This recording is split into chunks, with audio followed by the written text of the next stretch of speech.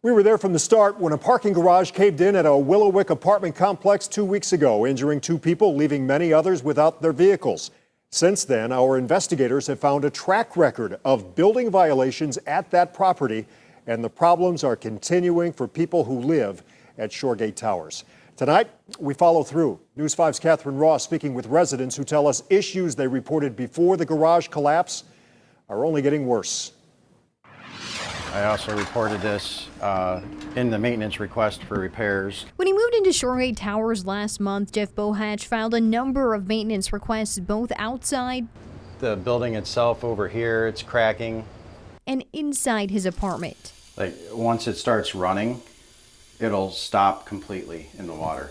Those were problems before a parking garage shared by both the east and west buildings in the complex collapsed. And Bohatch says now things have gotten even worse, and communication from management has been minimal.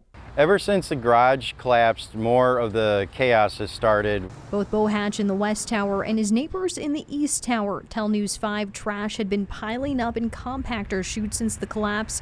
Thursday, new dumpsters were brought in and some of the garbage moved, but they tell us it's already attracted pests and other issues. In the laundry room, we have collapse of ceiling tiles while we're down there in the buildings from sewer rats coming down above us.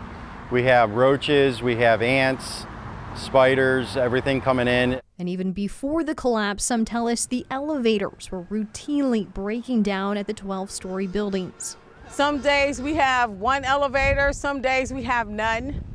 And that's kind of hard because I saw one of the elderly residents, he was trying to come down the steps with a crutch. News 5 previously reported the property owners were convicted of 15 building code violations. In 2020, they were accused of failing to correct damaged concrete and metal beams, columns, and foundation walls throughout the parking garage.